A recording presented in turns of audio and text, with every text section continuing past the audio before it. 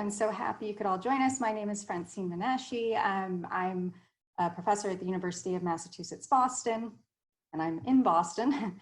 Now, I should say that one of our panelists, Ewan Old, who would have been joining us from Bali, seems as though he's having some internet issues, so hopefully he'll join us at some point. But in the meantime, I'm going to step in and do the moderating for this panel.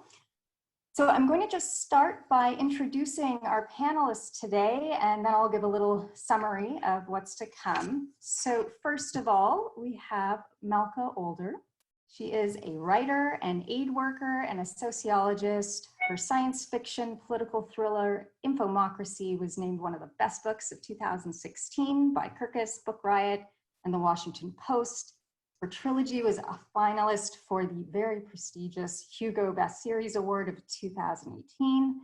Dr. Older is currently an affiliated research fellow at the Center for the Sociology of Organizations at Sciences Po, and she has more than a decade of field experience in humanitarian aid and development, and she's written for the New York Times, The Nation, Foreign Policy, and she's joining us from the Netherlands.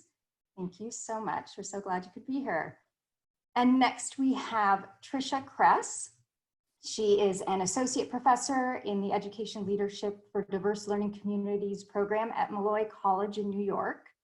Her research uses critical pedagogy, cultural sociology, and autoethnography to rethink teaching, learning, and research in urban schools in the United States. She received the Society of Professors of Education 2014 Book Award. She's also the chair of the Paulo Freire Special Interest Group for the American Educational Research Association. And she is joining us from Staten Island, New York. Welcome, Tricia. Thanks for joining us. And we also have Casper Bruun Jensen. Hi, Casper. He's an anthropologist of science and technology. He's the author of Ontologies for Developing Things and Monitoring Movements in Development Aid. His work focuses on climates, environments, infrastructures, and practical ontologies, and he is joining us from Cambodia. So welcome, Casper, thanks for joining us. And then finally, we have our discussant, Karen Mundy. I can't believe I'm gonna read her bio like I don't actually know enough about her, but she's a professor of international and comparative education. She was my dissertation advisor. And a leading expert on global education and a past president of CIES. Her research has covered the global politics of education for all, education policy and reform in sub-Saharan Africa, and the role of civil society organizations in educational change. She's published 6 books and more than 6 articles and book chapters, and she's a 2-time winner of the Barraday Award for Best Article, and she's joining us from Toronto. So welcome, Karen. Thanks so much. So I'm going to just give a little introduction first to the panel, because this is actually one of the themes of the conference and why it's one of the keynotes. And then we'll move on to our panelists' remarks. So the field of comparative and international education inherently grapples with what's to come. So policies and planning and goals and educational futures. Yet mainstream critique from within and outside the field has so far struggled to radically reimagine the status quo, suggesting a need to embrace some different analytical and imaginative tools. So the present moment, our moment right now, spurs a really urgent call for this reimagining. Especially advances in technology are projected or have already radically altered the future of societies and education. At the same time, it's really no longer possible to imagine a future without cataclysmic climate change.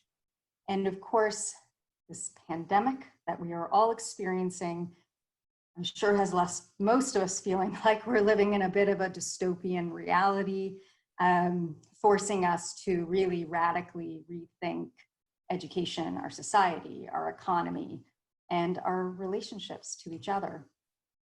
So in response to these very drastic changes, this session is inviting the participants to reclaim imagination, drawing on speculative and science fiction, or SF, to awaken, and this is a quote by Stengers, our capacity to feel that there are other ways for a world to exist. So panelists are going to depart from this ideal of objectivity that's characterized so much of the research in the social sciences, and we're going to draw from inspiration from various subgenres of SF to explore alternative narratives and imaginaries. So we're inviting our panelists here to speak to the ways in which alternative narratives can inform how we might reimagine the future of educational scholarship, policy, and practice. And so welcome to everyone. We have 48 participants from all over the world, and I'm so excited to hear our panelists' thoughts. And we're going to start with Malka Older. Thank you, and thank you for having me, for inviting me to this really interesting discussion. I'm going to set up my sharing now. And so I am a science fiction writer. I'm not an expert on education, although I will say that my books are largely about information and misinformation and the importance of an informed constituency in democracy. And when I'm asked what we do about these problems, my answer is always education, but it's a long-term answer. And so I care a lot about it. I certainly feel like the last 5.5 weeks have made me a bit more attuned to education as a policy and practice than I had been before. But mainly I want to talk about something which I talk about frequently at conferences, which is how we use the power of speculative fiction, of stories, to get ourselves into a new reality, how we can use imagination to think up new ways of existing and then implement them. So I'm going to share some of the techniques that I use to make stuff up. And I'm going to talk a little bit about the ways that I do it and some of the principles that I've used, not only in writing, but also in discussing this kind of work with many people in conferences all over the world. So what we're trying to do is, as I understand this panel, what we're looking at is how we can think outside our reality, which is a challenging thing to do. How can we make up something new without having it be completely dependent on where we are today? And of course, everything that we make up about the future does come from our point in time. It is very much a creation of our present. And yet we can find ways to think more outside of the various things, the various assumptions, the various boxes that trap us where we are today. One thing that I have found very useful in my work is, and this goes for my sociology work as well as my fictional work, is comparative studies. I'm actually having a mini comparative study on education right now because I moved recently before this pandemic started. And so my kids are actually going through 2 different remote school procedures, and they're very, very different. What different countries and different school districts have decided to do, what remote learning means to them, is a very different thing. But I've found in general that sometimes the assumptions that you're making, the things that you don't question, are not apparent to you until you see something radically different. And the good news about that is that we have a lot of examples of radically different things already here in front of us in the present, even if some of them feel like the future. The other thing that I found very, very useful in coming up with completely new scenarios is to work from places of emotion, frustrations, hopes. I find frustration particularly useful, I'll be honest. I tend to write things out of being angry about things that I don't think are the way they should be. They don't really have a reason to be the way that they are. And to come up then with an alternative, even, and this is a really key part about everything I'm saying, even if it doesn't feel realistic, because we're talking about the future and we don't know how the future is going to change and what may become realistic in the future. When I talk about this, I usually use as an example, 40 years ago, 50 years ago, who would have imagined the way that the internet would have changed the world? But of course, today we can go back much more recently and see things that have changed the way we are behaving and interacting extremely drastically in a very short time. And it was not completely unimagined, I say from my disaster sociologist perspective, but the number of changes and the degree to which those changes have taken root in a very short time is a reminder for us that we can think of things, if we had said 6 months ago, will there be political will for basically closing off travel, school, and work? I don't know how many people would have answered yes. So if you have a frustration, a hope, an idea for how something should in fact be very different, even if it seems unrealistic, playing out that story can be a really useful way, first for having some plans ready if things change drastically and it becomes realistic. But also playing out something that's radically different can be very useful to then come back a little bit and imagine something that is a little more incremental in getting to those places that you want to go. Another issue that I want to point out is the question of path dependency. A lot of the things that we can't seem to get out of are simply there because that's how they ended up. There's nothing inevitable about it, and it's not impossible to change, and yet it's so easy not to see that. There's a genre of speculative fiction called alternate history, which is particularly useful as a way of thinking through some of these things, and in attacking some of the unexamined habits. And then more concretely, if we want to think outside the present, if we really want to be talking about the future and use the future as a way to be more creative and about how we want to get there, we can think about the different constraints, needs, and opportunities that the future may have. One way to do this that you will see very frequently in speculative fiction is something that changes one element of the context radically. So a lot of speculative fiction is based around the idea that there's one new technology, or there's been one event, an attack by aliens, or there's been one thing that has changed, and then to play out the rest of the society around that and look at that impact. And that can be a really useful exercise for building out some of these questions and coming up with new ideas to respond to them. And finally, another way to do this, to really get outside and try to think about incredible things, is to start from really radically different assumptions, and to assume that we can do things that are in fact less science fiction than fantasy.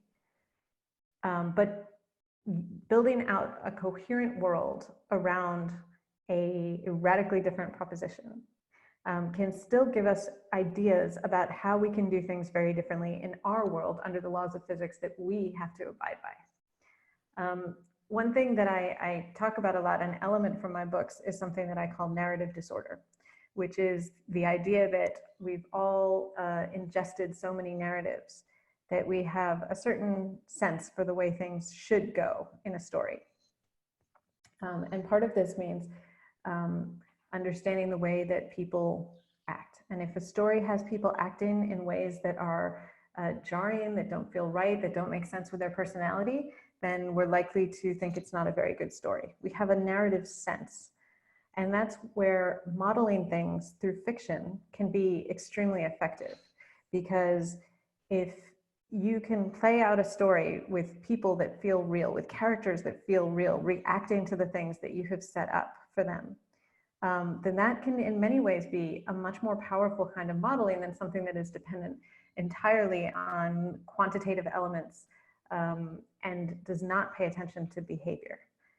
So I would argue that using fiction, using narrative to play through some of these ideas is a really good way to get a different and often very useful sense for their impacts and their opportunities as well.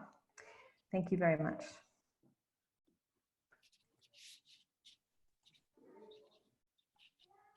Thanks so much, Malka. So we'll move on to our next panelist, Casper. Are you ready to go? Let's try.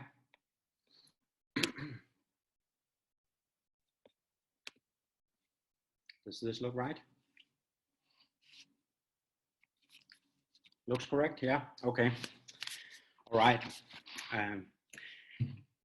As an anthropologist of science and technology, far from a specialist in education, I must begin by saying thank you very much for the opportunity to speak here virtually today. The panel concerns the possibility of reclaiming imagination in a planetary context of radical change that goes far beyond educational systems. Speculation, fiction, and diverse orientations to ontological transformations in fields including science and technology studies and anthropology are evoked as possible sources of inspiration for grappling with the unpredictable twin trajectories of technology development and climate change. The latter fields have themselves turned to speculative fiction for new conceptual resources in recent years. Ursula K. Le Guin described such literature as thought experiments entailing a strange realism. Later, Donna Haraway argued that the supposedly clear boundary between science fiction and social reality is an optical illusion. And quite recently, the philosopher Deborah Danowski and anthropologist Eduardo Viveros de Castro characterized SF as the pop metaphysics of our time. These descriptions cut several ways. On the one hand, a science fictional imagination nurtured by technological hype already infuses policy, for example, when it comes to AI, despite its potentials probably being less certain or grand than often assumed. On the other hand, SF makes it possible to rethink some configurations of reality that, while they actually do exist, are so weird that they might well be taken for fiction. Realities like the cancellation of a Miami educational conference due to an uncontrolled viral pandemic arising from wild animal consumption in central China, for example. With the advent of the Anthropocene, ongoing climate disruption, and tendencies everywhere towards the breakdown of modern certainties, not to mention the return of political archaisms in new technologically mediated guises, as in fact explored by my co-panelist Malka Older, there's every reason to think that the world is only going to get stranger. Correlatively, finding resources for dealing with its strangeness, learning to recognize its dangers and to pursue its possibilities are only likely to become more important. What matters is to learn new pedagogies for thinking and acting across worlds. I evoke three quite different examples, if I can switch. So I live and conduct research in Cambodia, and I've long been affiliated with Japanese universities, so it seems fitting that my comments relate to these contexts. Though I'm not an education specialist, I can confidently characterize the Cambodian situation as one where basic schooling faces severe challenges in rural areas with consequences up to the university level. Yet, while missing furniture, textbooks, and teacher salaries are unresolved issues at one level, initiatives to leapfrog STEM research are underway at another. Though quite banal, the situation thus exhibits a futuristic policy imagination. Recently, politicians evoked Sihanoukville, a central site for the Chinese Belt and Road Initiative and a hub for gambling and prostitution, as a new Silicon Valley. In contexts like Cambodia, where practical circumstances and discursive hype is so cleanly differentiated, is it preposterous to try to create room for alternative futures? What might that even mean? In a short story from 2006, Jeff Ryman narrates the life of Sith, the beautiful daughter of genocidal Pol Pot. After her father's death, she's been moved to the capital Phnom Penh, where she lives an anonymous life of luxury. On one of her daily trips to the Soria market to buy accessories, she meets Dada, a poor salesman whom she starts dating. Questioned about her family, she invents an alternative in which her murderous father is replaced with a famous freedom fighter. At the movies, Sith observes that the only choices seems to be between nightmares of ghosts or nostalgic evocations of the past. When, she thinks, will they make a movie about Cambodia's future? While Sith's love life flourishes, her house becomes haunted. Her mobile phones begin calling night and day. At first, she's dismissive. How unmodern Cambodia must be when even the phone network is haunted. But she starts to wear down when a child voice tells her that they tied my thumbs together. Then her robot dog, the Japanese robot dogs, begins talking. "My name is Bala," it informs her. "I tried to buy medicine for my sister and they killed me for it." Next, the television turns on, showing starving men in the fields. Finally, she accepts the phone call. One by one, the ghost asks her to take their names and write their stories. This short piece brings together various elements of Cambodia's recent history. The country is getting richer, but very unevenly. A few people emerged out of the Khmer Rouge tragedy with wealth, which has continued growing, while most others have almost nothing. But even while living in opulent homes with big cars, TV sets, and robot dogs, families still cope with the unresolved tragedies and bad feelings of yesteryear. To this day, the standard response to every sign of a critical opposition is to raise the specter of civil war. What is the point of education?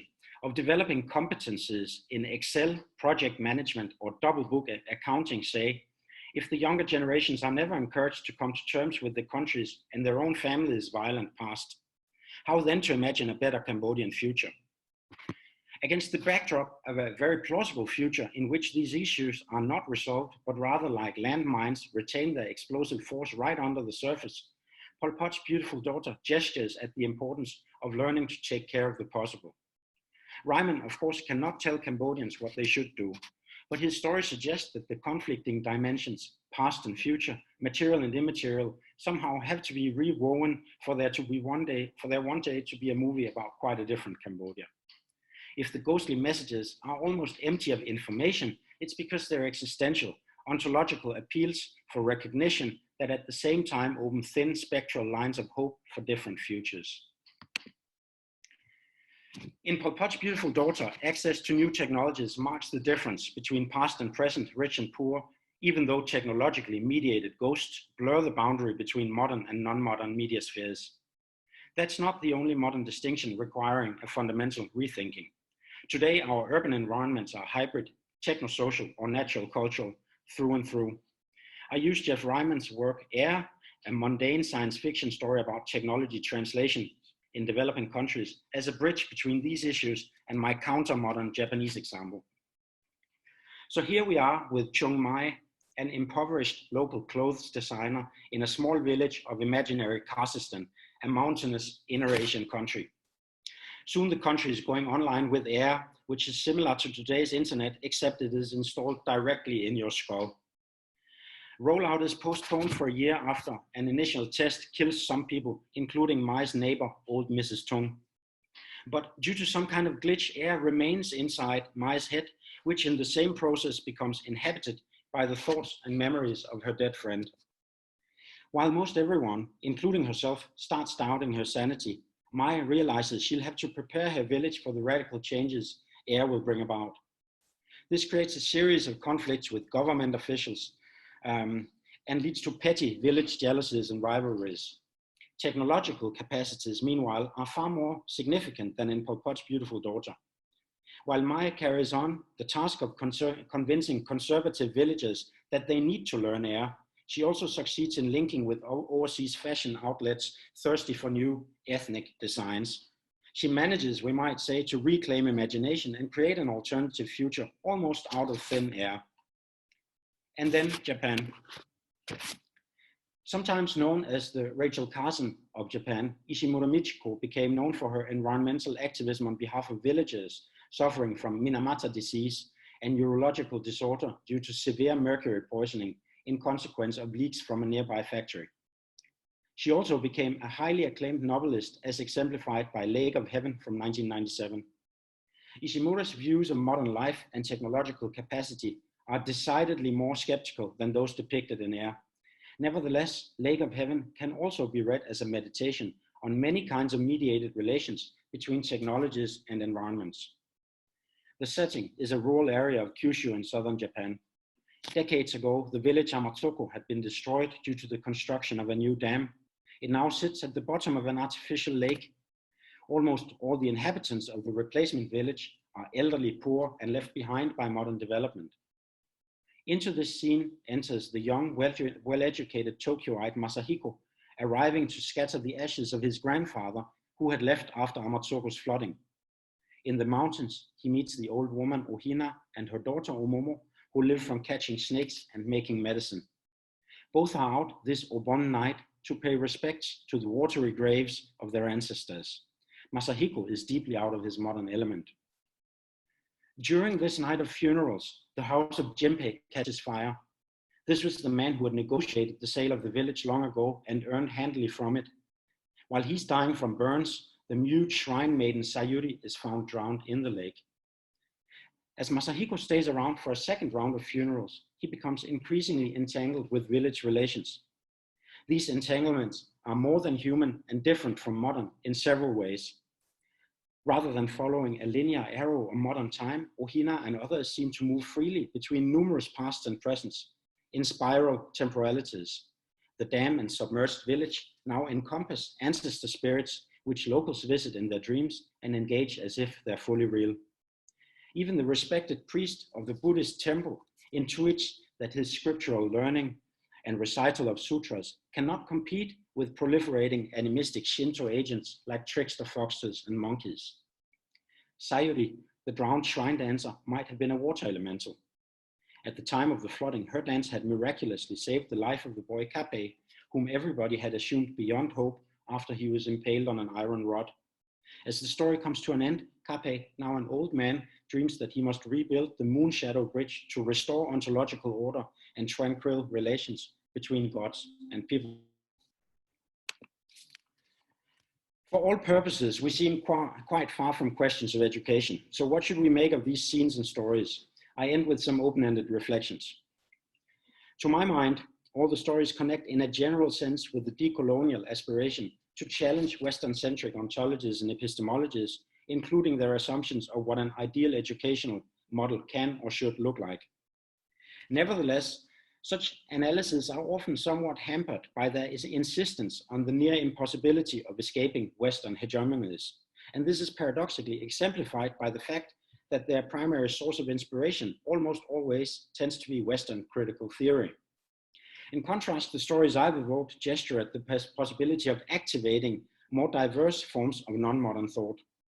To make one connection I'm familiar with explicit, this aligns in the Japanese context with efforts to locate alternatives for educational theory in forms of Buddhism. As suggested by the uneasy relation between Buddhist scriptures and a Shinto orientation to the varied capacities of non-human agents, which we find in Lake of Heaven, however, these possibilities might be both more expansive and more complicated. That there are many sources of non-Western thought and that many of them are valuable, after all, does not mean that they're all in mutual harmony.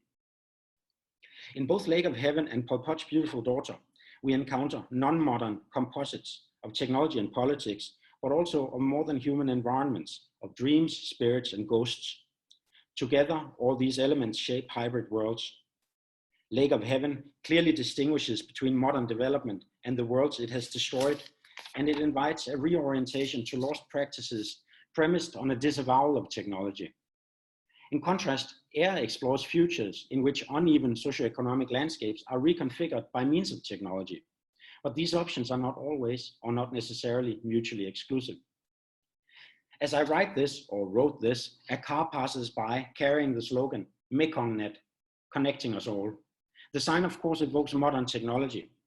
Lake of Heaven, however, provides us with a vastly expanded sense of what it is that needs to be connected in alternative educational futures. After all, Japanese society is infused with techno-animism, Cambodian networks are haunted, and biohazards proliferate. Most urgently, however, in my opinion, the question of what educational futures need to take into consideration is spectacularly raised by climate change.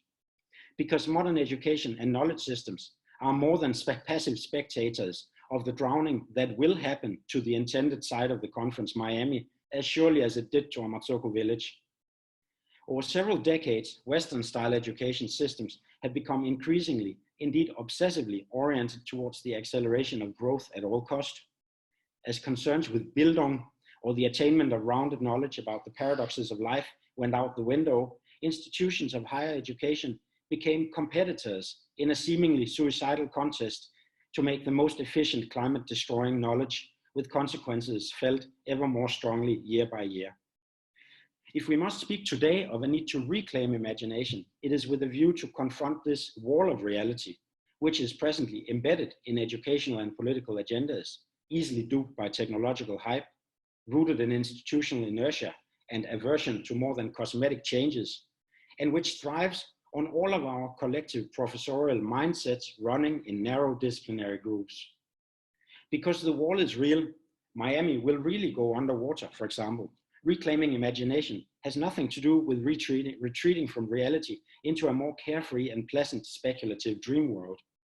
Instead, the issue is how to enrich our repertoires of reality in ways that have potential for nourishing more encompassing futures.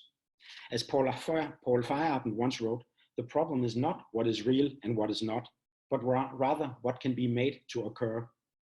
Reclaiming imagination names an urgent collective effort to discover and invent the tools that will allow us to imagine, construct, and care for alternative practical ontologies of education that, while quite improbable under current circumstances, are nevertheless not yet impossible.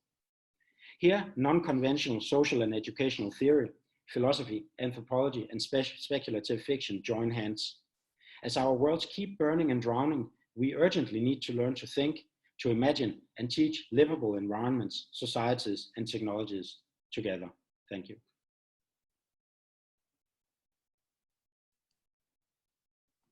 Thanks so much, Casper. And next we'll be hearing from Tricia. And Casper, if you'll stop sharing your screen, then Tricia can share hers.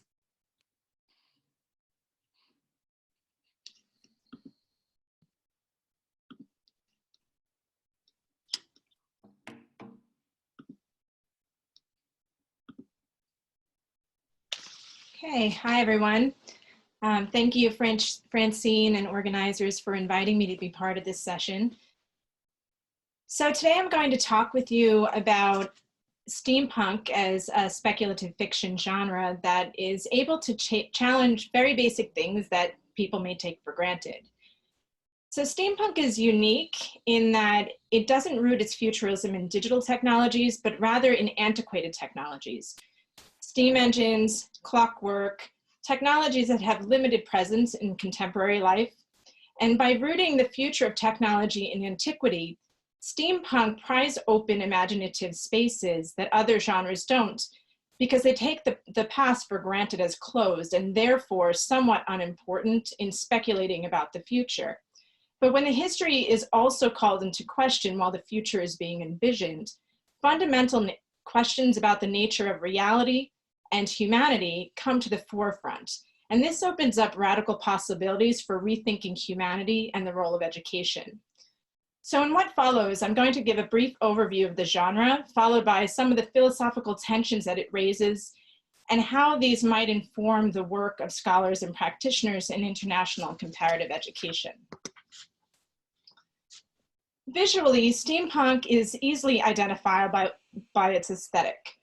Landscapes are sepia-toned, urban centers demarcated by brick and stone buildings, smokestacks, factories, streetcars, wires, cables, giving an impression of antiquity.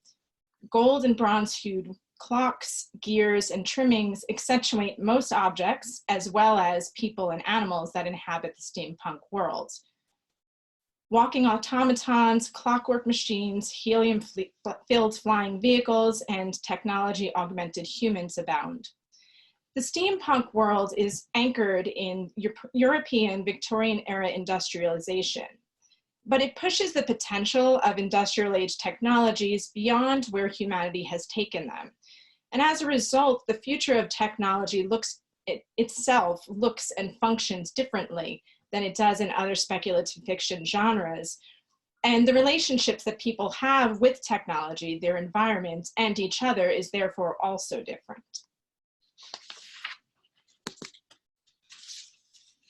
Steampunk's most drastic departure from other science and speculative fiction genres is its ability to reimagine the past while envisioning a different present and possible future. By taking the Victorian era industrial revolution as its point of departure, it asks the questions, what might the world look like if history took a different turn?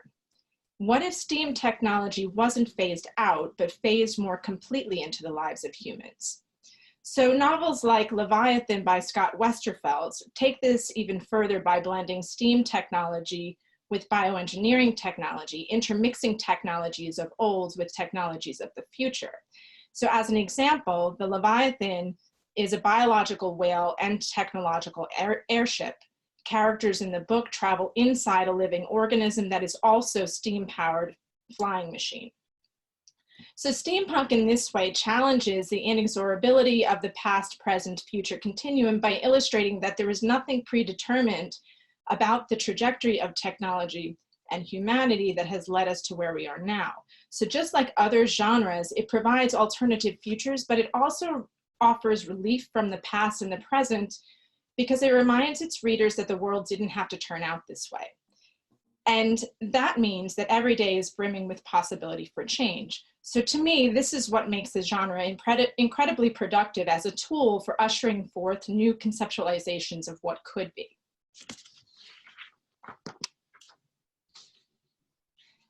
Perhaps most transformative are the ways that it reframes human ontology and axiology. So it pushes readers to think differently about the nature of reality and what that means for who or what we value and how that translates into the ways we act in the world. And how we engage with human and non-human others, inorganic others included.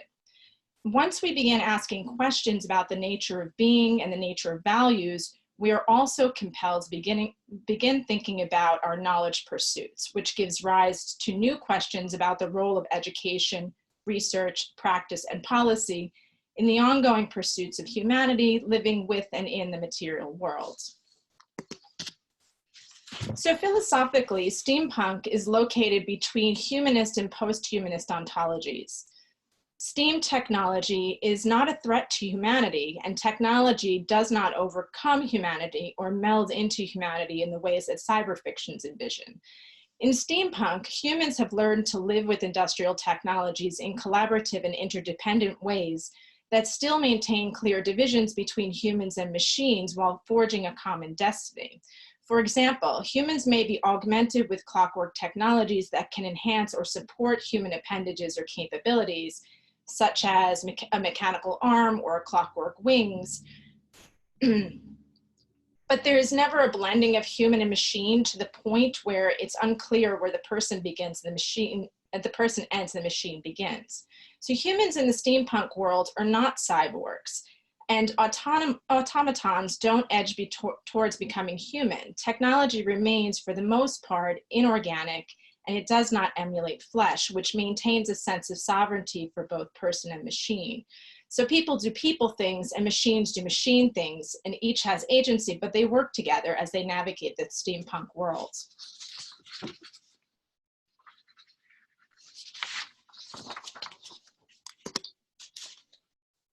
So as the relationship between human and material changes, so does the conceptualization of humans. What we see in the steampunk world is markedly different from the ideal neoliberal subject whose value and destiny is tied to the neoliberal consumer market. Woven into the genre is a respect for material things and a shared value between people and material, whether built technologies or spare parts that may be reassembled into new contraptions. Steampunks are artisans and tinkerers. They are mechanically skilled, technologically and artistically creative, and intuitive in working with various materials and technological creations. Humans and machines coexist as humans need their machines for various tasks in day-to-day life, and the machines need their humans to keep them functioning smoothly. Steampunk characters typically have a level of expertise in maintaining or caring for, modifying, or enhancing their contraptions. Throughout their adventures, human and machine often keep each other alive, and humans are invested in their machines as their creative energies, affections, and labor power are bound up in the design and survival of their technologies. We see similar relationships between non-living and human, we see similar relationships with non-living human beings, as in the previously mentioned Leviathan, or the relationships between humans and animals in Philip Pullman's His Dark Materials series. So steampunk is in stark contrast with neoliberal ideology, which encourages consumption, privileges disposability, and requires humans to see themselves as separate from, in competition with, or holding dominion over other humans and living and non-living others. Steampunk is not a throwaway culture. It emphasizes longevity. Even machines whose parts have begun to break down from too much wear over time can be repurposed and brought back to life to assume a different role in the steampunk world. From a philosophical angle, we can trace the notion of disposability versus longevity of man-made technologies back to the very purpose of humanity. If people are nothing but consumers and consumption is never ending because products of human labor are disposable, human capacity for being is reduced to a carnivorous existence. Neoliberalism encourages people to have an incessant appetite for material things generated through the labor power of other people. Humans then throw away the husks of what's left over after their desire has been temporarily satiated. Steampunk interrupts the cycle of consumption. Machines are no longer disposable, and people and machines become interdependent. In the cases of Leviathan and his dark materials, animals and people are interdependent as well. Despite its roots in antiquity, steampunk is radically disruptive because it asks people to think differently of themselves, what they know. Oops, I think I'm on the wrong page. Pardon me.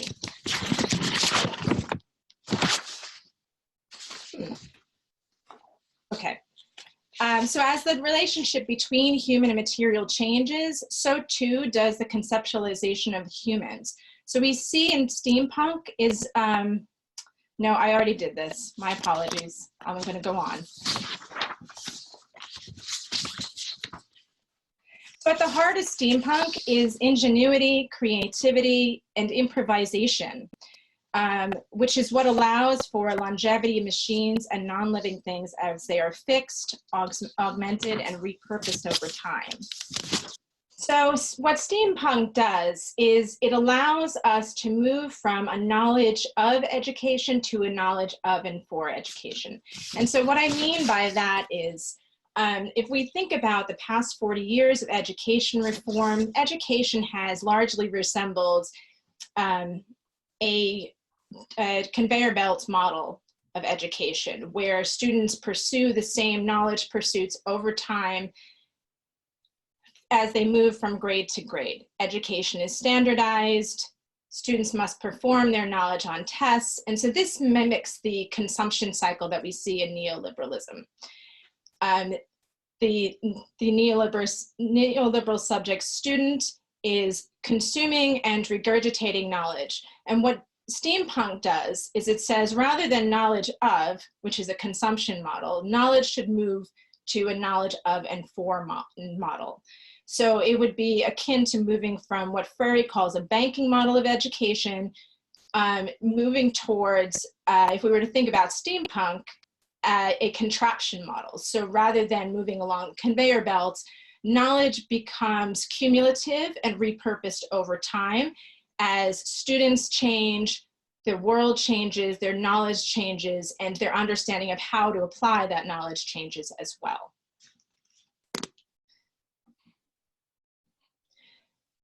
So a knowledge of education becomes the knowledge for education.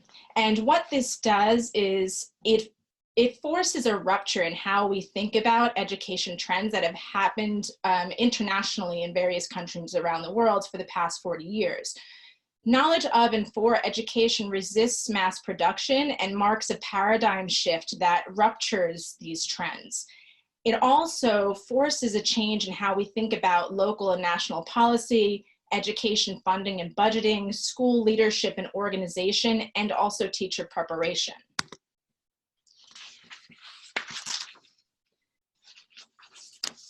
So this worldview of interdependence might have yielded different consequences for the path of technological innovations that were coming out of Western Europe during the Victorian era. And many of the challenges that we face globally, such as climate change, exploitation and destruction of human and non-human beings, destruction of the natural world and habitats, economic and social inequalities, food insecurity, war. These things might have emerged differently or not at all if technologies of antiquity had arisen within a worldview of interdependence and cooperation, rather than individualism and competition. So if we look at the contemporary moment, we see tremendous pain around the world, but we also see ingenuity, creativity, and hopefulness in people's responses to the current crisis. We are also witnessing the artificiality and fragility of the neoliberal consumer capitalist framework as a way of organizing people's lives. The context has changed, and people are learning to live relationally with an organism that they cannot see, which is forcing also a rupture in the automaticity of life in the 21st century. So steampunk as a worldview provides a way forward that works from a place of gathering what people have at their disposal and recrafting the contraption for what the current and future context of our changing relationships with the world now require. Thank you.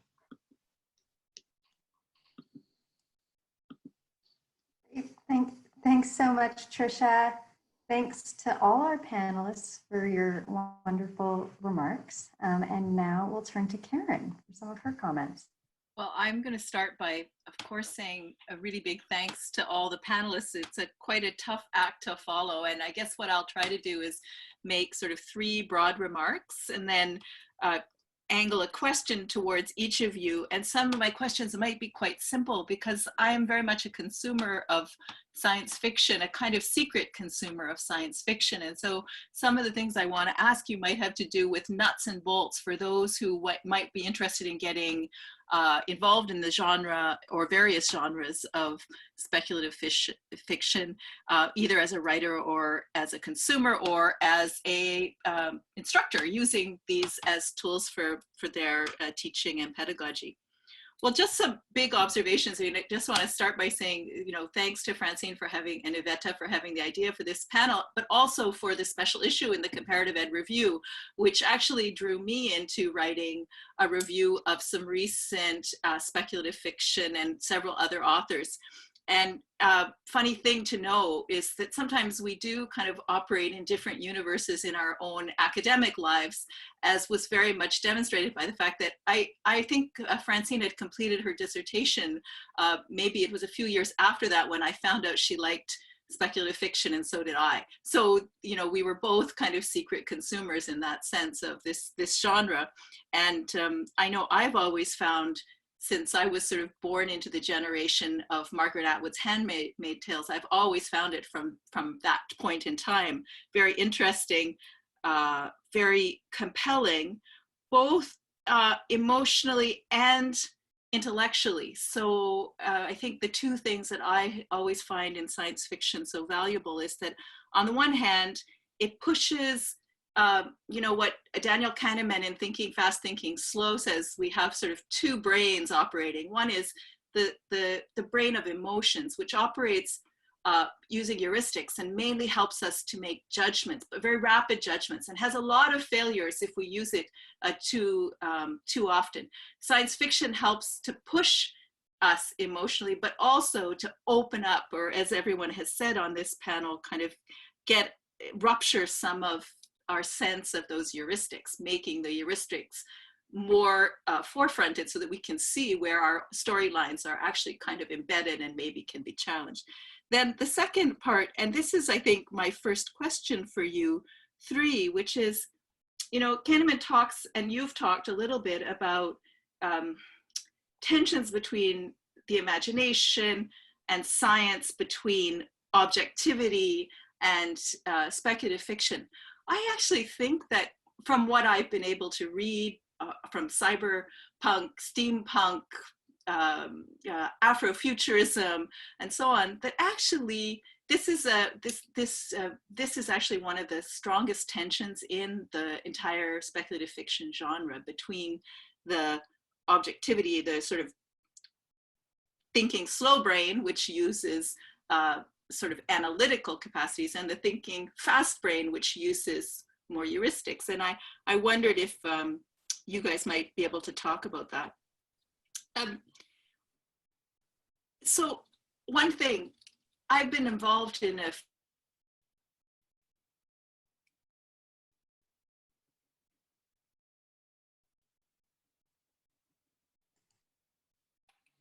Karen froze for a moment. Can the rest of you hear few me?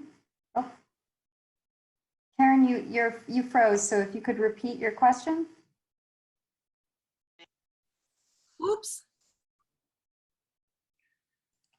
Sorry, what happened? You're back. You froze for about a minute. Oh, okay. So I'm just saying that in thinking about the futures of education with this UNESCO commission, I observed that people could pretty easily see from here to 2030, and they could pretty easily have a discussion about 2050, but they had a very hard time thinking about 2030 to 2050.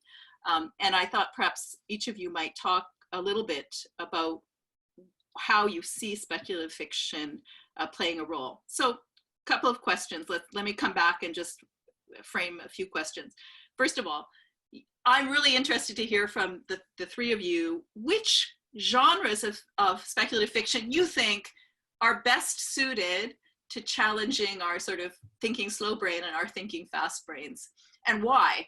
And you know, this has just been an explosive area with so many different genres. I like to use the term speculative fiction rather than science fiction because it includes fantasy and maybe even magical realism and maybe even horror, but I'm just curious how you would frame and help us. If we were a beginner looking at these genres, where would you tell us to start? Either by your personal preference or for some more analytical reason. So number one, Malka, thank you so much. And I really appreciated how you described your own creative process, and this, I love this framing of narrative disorder. I just wanted you to answer for us a question. Well, what about those of us who are sort of consumers of this genre, but always thought maybe we'd like to write science fiction? How would you advise us to start? And then Casper, I very much appreciated this effort to look at the use of science fiction in different cultural contexts, or as a way to explore both past, present, future across cultures. This is really great. And I wanted to know a little bit more about how you actually have used these texts in your own pedagogy. Tricia, I'm like a big steampunk fan, although I don't even know what I would read today. I haven't kind of read recent steampunk. But I really like it, particularly because of the way it focuses on this major industrial transformation of the 19th century and how it could have gone in different directions. I feel that we're in that same kind of period. And I wondered if you could give us, a couple of texts that you would think very much address that structural change in the world economy. I think I'm going to stop there, Francine, and just say thanks again to the panelists. Really excellent to hear from you. I didn't mention the word pandemic, did I yet? But of course, everybody wakes up almost every morning and thinks this could be science fiction. But then Margaret Atwood on the radio last week said, no, it couldn't be. Anyway, I thought you might want to pick up the pandemic theme. Nobody really mentioned it very, very, very much in their talk. All right, I'll close. Thanks, Francine. Great, thanks so much, Karen. So Karen had a question for each of the panelists, plus sort of a wide-ranging question around the slow brain, fast brain thinking. And then also a question that I had for everyone is, some of you mentioned it, but a little more about how science and speculative fiction and alternative narratives can kind of help us, grapple with or understand, or even just help us cope with what we're all facing today in this pandemic. So I don't know, we can go one by one. Does anyone in particular want to start? Okay, Malka, go ahead. Sure, maybe easiest to just go in order. So let's see, I'll start with a question about genre, I guess, in a probably very annoying way, which is to say that I think they're all great. And I think it's actually very important to have a wide range of genres and approaches. And that doesn't mean that you have to read all of them. If some of them are not your cup of tea. But I think that all of these genres have really useful ways of approaching that escape from reality, that questioning of reality. And I spend a lot of, I write political science fiction, but I spend a lot of time telling people at conferences that some of the recent fantasy works and older fantasy works have extremely sharp political analyses as well, which is not something that maybe people who are unfamiliar with the genre expect from something called fantasy. And same for steampunk, same for alternate history, same for any of these different genres, space opera or Day After Tomorrow, or I mean, there's so many different ways of approaching looking at how we can do differently, that I think it's really valuable to have all those options. I will also say, just from my personal experience, that when I was starting my book, I set it what I call usually about 60 to 70 years in the future, kind of vaguely. And I set it there for the reasons of the story I wanted to tell, which had to do with, I wanted it to be close enough still to connect to our current world, but I wanted it to be far enough away that I wasn't too trapped in that world. And also that I wouldn't be proven wrong too soon, because, that's the tricky thing about writing the Day After Tomorrow stuff. And one of the things that I had to get my head around when I started writing was that I was scared about predicting stuff wrong. And I eventually talked myself out of this and decided that I was not predicting things, and that I could feel free to make up new technologies and not expect them to be the real new technologies. And I think that, if we ask about why people are more comfortable in some time periods than others, this question of what they're afraid of, whether it's predicting the wrong thing, whether it's getting caught too soon, whether that is, that's really getting past some of those hangups is a key thing for being able to write fiction and make stuff up, which I think also goes a little bit of a ways to answering the second question for me, which was about how people might start if they're fans. And I would say just start. Really, this is another very annoying answer, but everybody has very different methods of writing and very different things that they want to say. There are a lot of things out there to help people. If you want something to keep you on pace writing, there's NaNoWriMo, which I'll put right out in the chat box in case people want to find it. There are many others, but I really think everybody is very different in what kind of writing works best for them. And Francine, to your question, I didn't see Margaret Atwood's comment, so I don't know if this was what she meant by it, but first of all, as someone who studies disasters, this is extremely predicted, which is not to say it doesn't feel like science fiction, but it's not something that actually would take a huge leap of the imagination, and at least in terms of the event itself. I think the kind of interesting thing for a writer and a sociologist is the way that we're responding to it. And there's some things that were harder to predict, I think. But the event itself is very predicted. And I actually find history a much more useful way of contextualizing this for us, because it feels completely new to us. It feels shocking. It feels unheard of and unprecedented. But we know, if we look back at history, that there have been similar events at many times in the past. Some were less global, some were equally global, but some were more devastating. People reacted in different ways because they were different societies with different technologies and cultures. But we have seen pandemics in the world before. And I think sometimes it's quite useful to remind ourselves that this is not actually an unheard of thing, that it's not out of the blue, that this is something that has happened before, and that it's been experienced and in different ways, but it's not completely new. It's not science fiction. Thanks so much, Malka. And I just wanted to add that if those of you in the audience do have a question, please feel free to put that in the chat, and I'll take a note. And then after we hear responses to the discussing comments, we'll come back and I'll field some questions. And Tricia or Casper, who would like to respond to some of Karen's questions. Casper, go ahead. Can try. Yeah, thank you very much. Is this hearable? Yeah.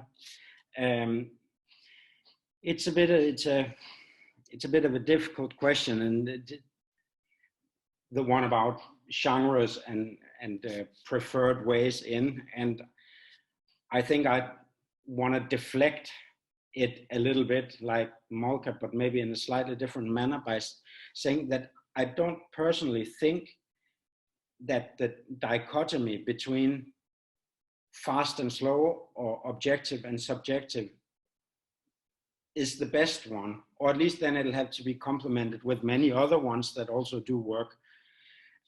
So within particular science fictional worlds, you could definitely have composites of objectivity focused scientists and wildly subjective, imaginative, other things and so on. And so too on the other side of the boundary, supposed reality. It's not that the world as it really is objective, and the world as we think about it or write about it is imagined. Both are more or less objective and imagined. They are hybrid, which means that then the question is about the details. What is it that's hybridized? What are the lateral connections that are enabled by different stories, whether it's Malka's, which is about a particular set of very interesting political and technological transformations, or it's N.K. Jemisin's, which is something totally different. And it's Octavia Butler is something different, and Kim Stanley Robinson is something different. So I think to make science fiction do some work, if you're not a writer, but somebody that wants to activate it in a certain sense, then it has to be a matter of paying attention to the specific construction of the work, of the world, and using that as a device to pry open something that otherwise wouldn't be equally visible or equally imaginable within the context you're in. But it's not to say that the context you're in is real and the other is fictional. I mean, now Malka said, I think it's true, pandemics are not unheard of. They are not unpredictable as such. And yet you have everybody these days saying, you know, reality is out-fictioning fiction. It's people's experience, right? Kim Stanley Robinson is talking about science fiction as the realism of our time. And I've heard that echoed many times. So there's a sense that this shit is so crazy that it belongs not to reality, but to a book, except it wouldn't be a plausible book anymore. And that's not just because of the pandemic, it's because of the configuration of a whole set of things that nobody could have predicted would come together like this, right? I mean, the rise of Trump and Trumpism, Brexit, Bolsonaro's of the world, together with Wuhan, together with climate change, together with all kinds of other stuff, there's a configuration that has produced something that gives rise to non-stop science fictional events. That's interesting. It's not, so it's, I mean, I read that Dean Koontz had written a sentence that was taken as predictive 20 years ago. An outbreak will happen in Wuhan. It will spread across the world. It's in one of his books. So evidently pandemics can be imagined, but of course he couldn't imagine all the rest, all the stuff that actually matters, right? So I think that then we're speaking about blurred boundaries in the Harawaiian sense, or we're speaking about a kind of traffic between domains that are permeable, like reality and fiction, and that's different. That would be Gilles Deleuze's language. Then you can start asking specific questions that pertain to what you're interested in. In my case, because I was asked about what am I doing with it, I'm not doing anything pedagogically with this because I'm not teaching at the moment.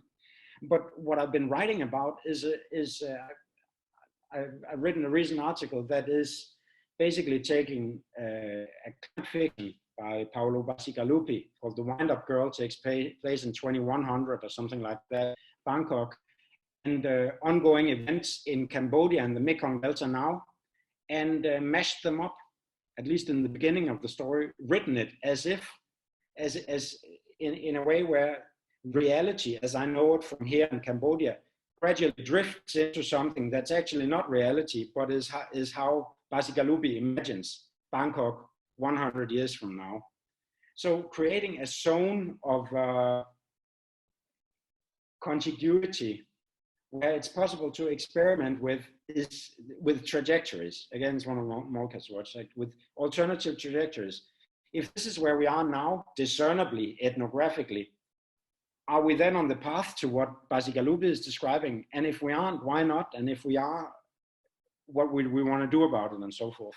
It's not a matter of objective and subjective, but about allowing the worlds to speak to each other and create some kind of movements between what we usually conceive of as fiction and, in my case, ethnographic reality. I think this is the really interesting thing.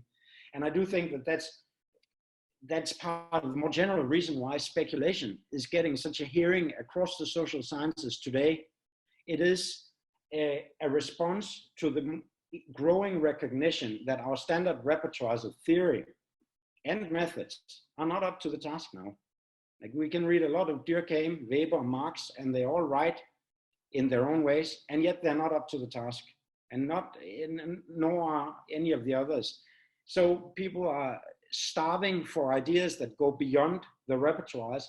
And in my view, it's great. It doesn't mean that those repertoires of thinking needs to be discarded, but they can be reactivated together again. So it's not a matter of a dualism patched together, but of making stuff cross the boundaries and do a work we need to get done, not just with pandemic, but with climate change. That's it.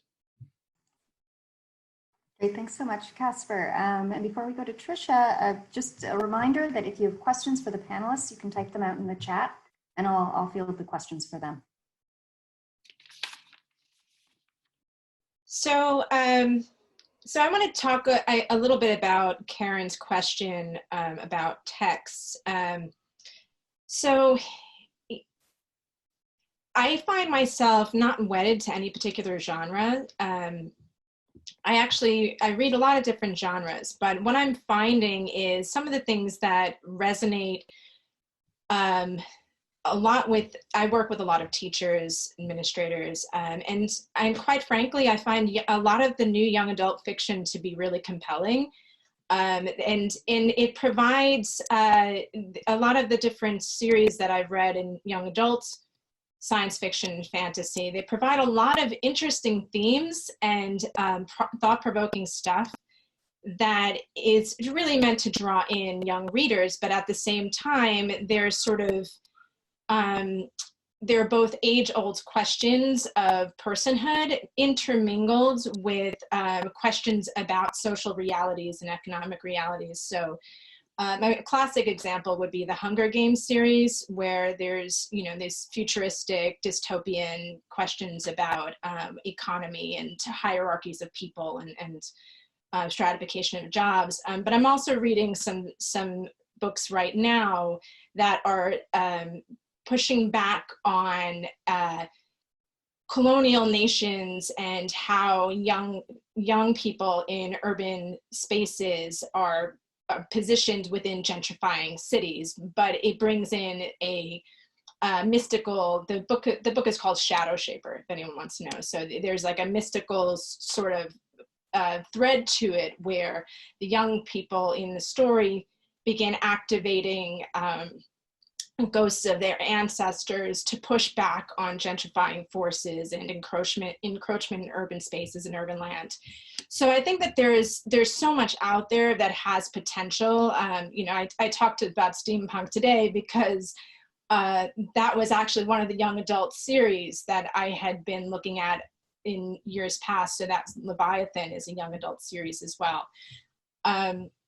But there's so many different things, and I like to talk about it in terms of what I call like threadbare fictions. They're fictions where they are unreal, but at the same time you can see through them to reality, and it sort of gives you a dual perspective between worlds, which is kind of neat.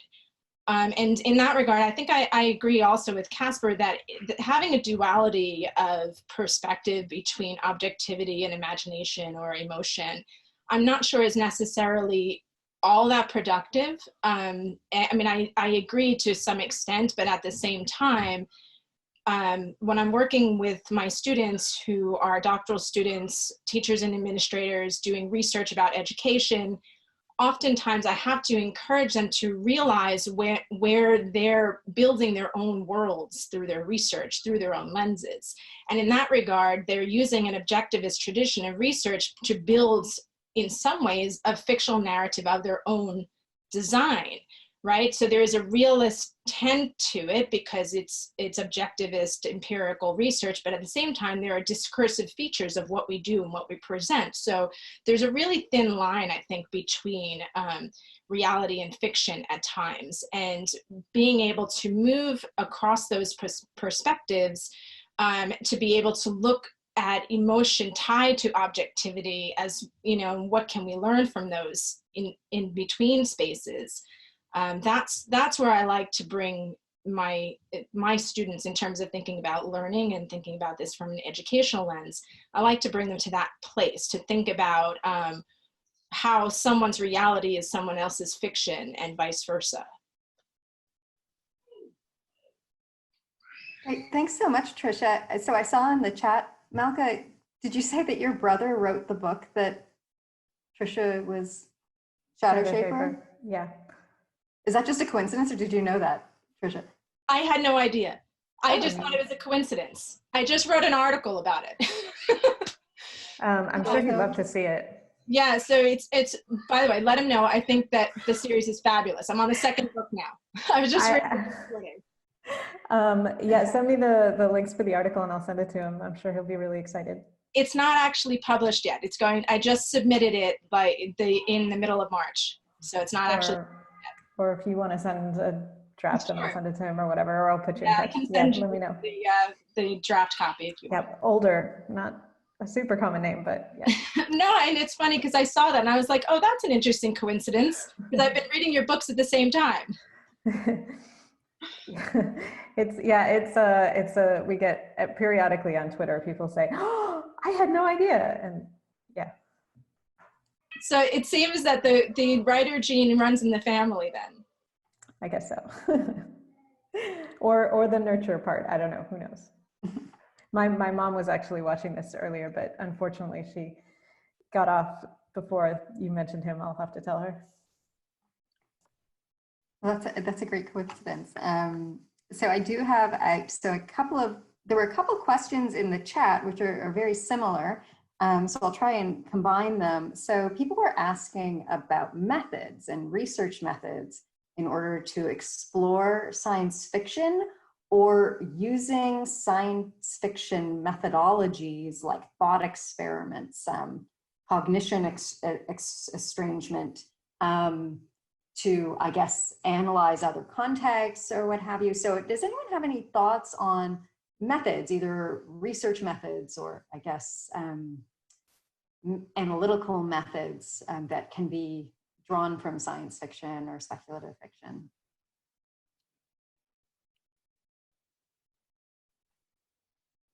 Should I go? Sure, go ahead. So, I mean, I think that there's so many methods that are proliferating right now. There are a lot of folks who are doing arts-based methods and arts-based research, and there's a woman who I've been following her work a little bit. Her name is Patricia Levy, and she does social science fiction. And so there are folks who are looking to do work where they're taking data, objective empirical data, and using it to create fictions that can be compelling narratives about reality, but that are, they're fictional, they're novels, they're short stories, whatever it happens to be. So there are arts-based researchers who are doing this kind of work. One of the things that I also do in my own work is I use a framework called post-formalism, and basically what that is, it's about moving between genres and taking lenses from various places to come to bear on things that we might take for granted in how we look at the world. So science fiction is a lens that I might tap into metaphors or natural phenomena as metaphors, as lenses, as ways of looking at things. So they can be either research methods, as in social science fiction, or you could use it as analytical lenses to bring a different way of looking at the world as like a metaphorical device, right? So a lot of what we think about in terms of frontier science and theoretical thinking about the world, a lot of it is metaphorical devices. If we think about social science models or, for example, organizational theory models, we might be using a machine metaphor about how things work, how components of society are put together. So these kinds of metaphorical ways of thinking and modeling the world, you can use fictions to do that too. By pitting stories up against reality, you start to come out with new ways of thinking about what reality might mean or what it could be and how we can look at it differently. Great, thanks, Tricia. Does anyone else want to chime in to talk a little bit about methods? No?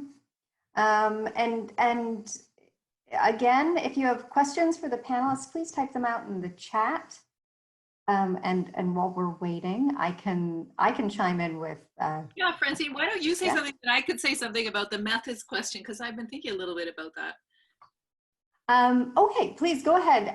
Answer the methods question, and then there's another one in the chat, and then I'll ask my question last if we have time. Well, I mean, I just wanted to come back to the thinking fast, thinking slow, you know, which is very much in a sort of positivist tradition of psychology, really. But actually, if you read the book, you see that the argument he makes is that it's the combination of those two brains that actually gives the human mind its unique value. And so then just coming back to methods, one might say that the ability to have heuristics is very important, and science fiction in a way helps us to lay out, especially if you're thinking about large system changes, it's very useful to get us to think about large scale change and the moving parts within it, within an overall system as it changes.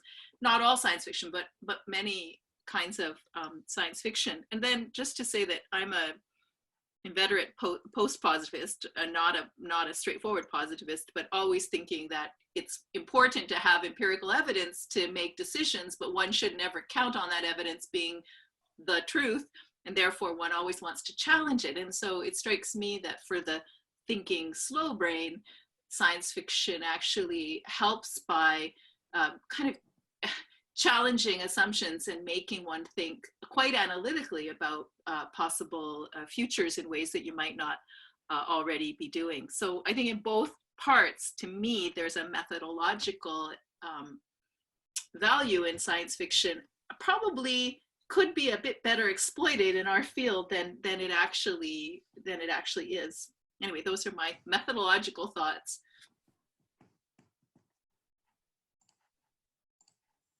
Thanks so much, Karen. So I'm trying to organize the questions in the chat. One question is, and something that I was curious about too, because I've seen this phrase kind of going about, which is speculative fabulation. I'm not sure if anyone, it's just wondering if any of you can speak to that. I personally am not sure what that is, but if anyone else has, I think Avetta. We won't bother Avetta, okay, because I've heard her use that term, and I also was curious about that. Somebody else asked, can you elaborate on the function of the mundane in writing and analysis of science fiction? So Vivian, if you want to continue typing in the chat, maybe you can elaborate a little bit on what you mean by that, the function of the mundane.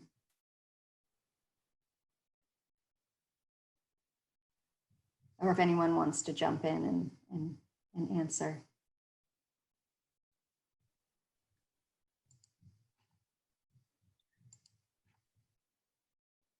And then while we're waiting, a question was directed to Casper, essentially about whether he envisions a wider politics of imagination that's based on his comments, or if you're referring to a more utopian inspiration for all of us. This sounds a little bit more like a question around, you're thinking of something more just inspiring us to change behavior, Yeah, I think it's a great question, and it refers to my bombastic ending, where I'm saying climate change is a really serious issue, and we're really stuck in the same grooves. There is, of course, a lot of talk about climate change from politicians and business leaders and from our deans. And we also know that things are happening at a glacial pace, and it won't be enough.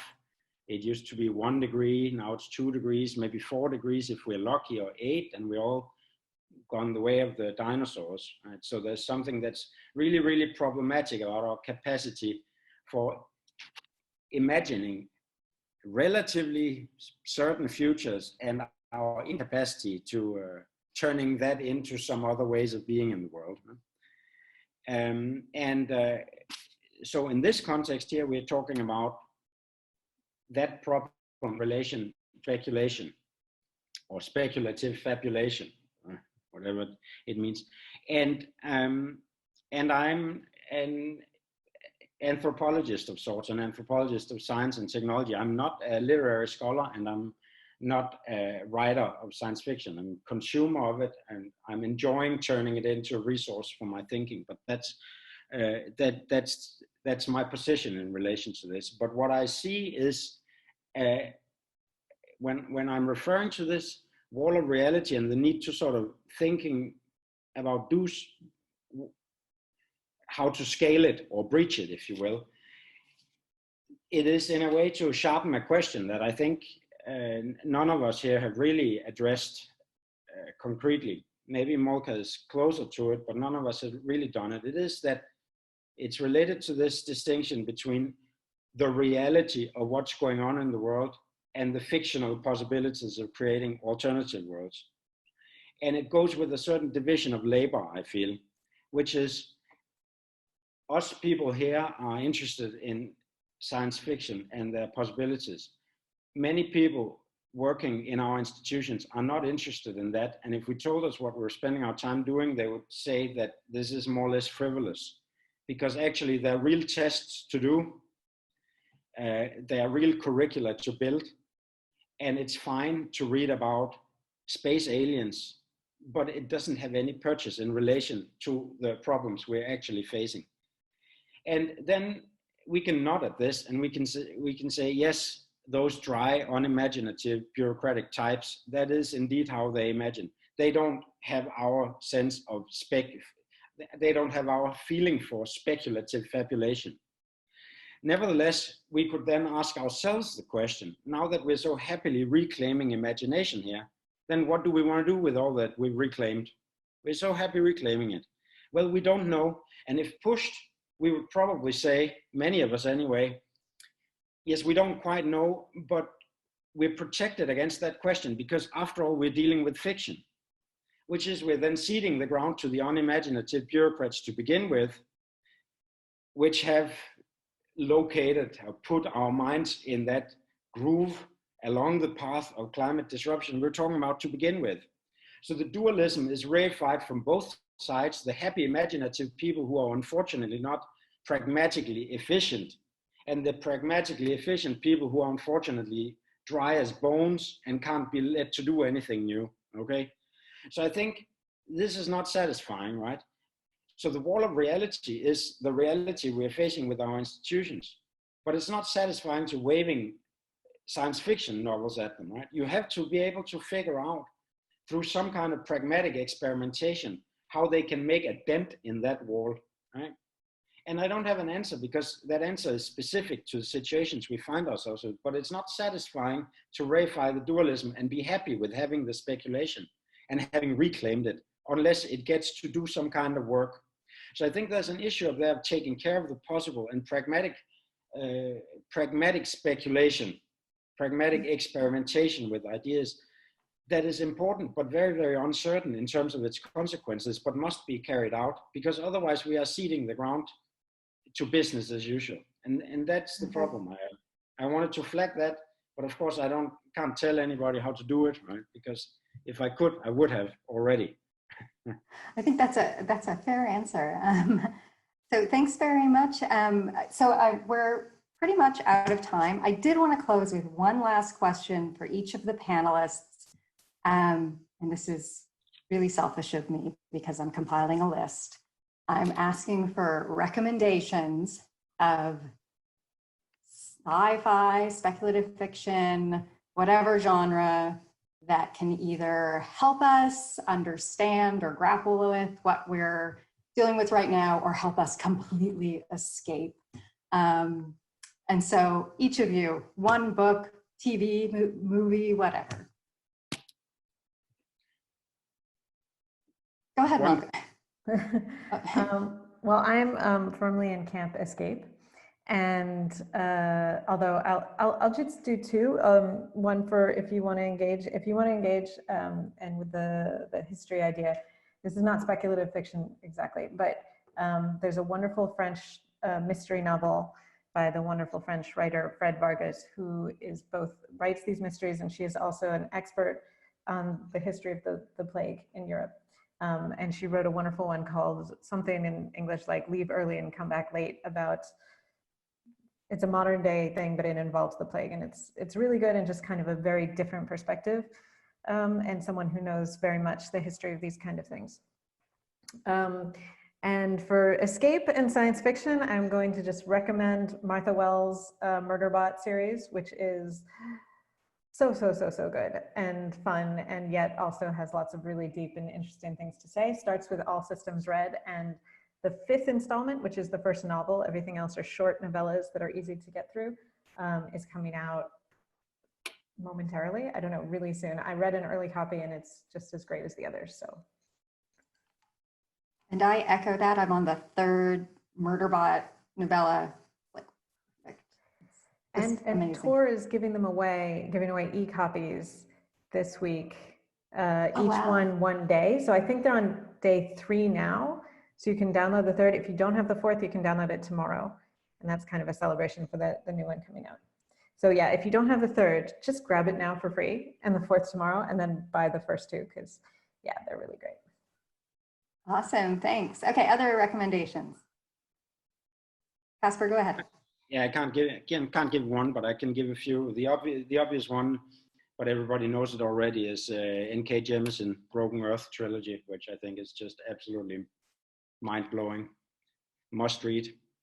The second one is Paolo Bacigalupi, who wrote The Wind-Up Girl about climate fiction in Bangkok in maybe 100 years' time, which in any case was mind-blowing for me. And then I have to mention a recent one, British one by Adrian Tchaikovsky called Children of Ruin. On, well, in anthropology, we would talk about it as multi-species relations. In this case, human spiders, human octopuses, human some other fungi, extremely creative stuff. Yeah. Go ahead, Tricia.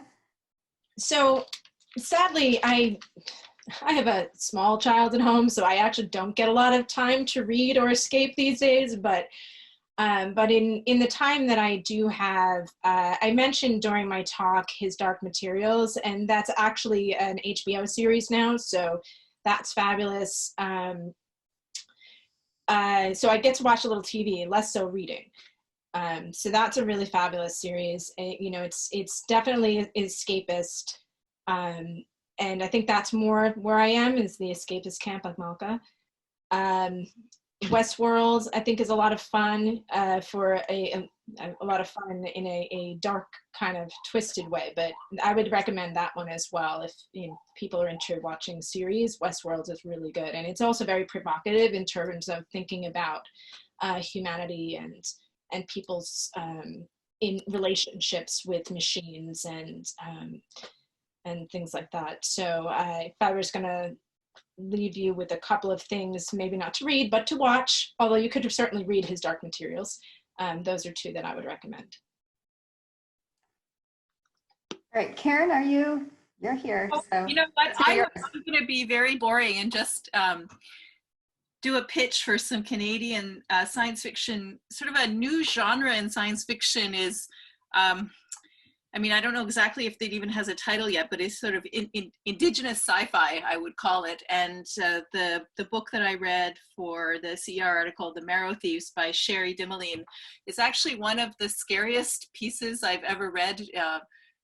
The trope that she uses is that there's been a major breakdown in human societies, and basically white people have lost their souls, and they need to cultivate from the bone marrow of indigenous folks' souls. So they're cultivating this, taking children into schools and then cultivating from their bone marrow the ability to imagine and have souls. It's mainly a story about how indigenous, different age groups of indigenous folks escape from that complex and then sort of start their own, try to live off grid, but it's a really scary one. She has a new novel, so I'd recommend that. And as you know, Canadians, we're kind of quiet and polite people, but our science fiction is actually really brutal. In the sense that if you want to get scared in a very kind of seemingly polite way, I would say Canadian sci-fi can do that for you. Great, thanks, Karen. And I'll give my recommendation, which is Tade Thompson's Wormwood series. The first book is called Rosewater. I just finished the last book, and it's outstanding. Total escapism. Aliens invade Nigeria in 2066, and it's a page turner and such fun. And so we are well out of time. So I want to let everybody go, and there are a lot of links and a lot of names of books and authors in the chat, so you can still go through the chat. I'd like to share a final quote by Ursula Le Guin, because it seems like that's a common favorite. And she said, "As great scientists have said, and as all children know, it is above all by the imagination that we achieve perception and compassion and hope." And so on that note, I'd like to say thank you so much to all of our panelists for giving up your time, especially those of you with kids at home. I know how precious time is, and this was a really enlightening panel, and I really enjoyed it, and thank you so much for joining us.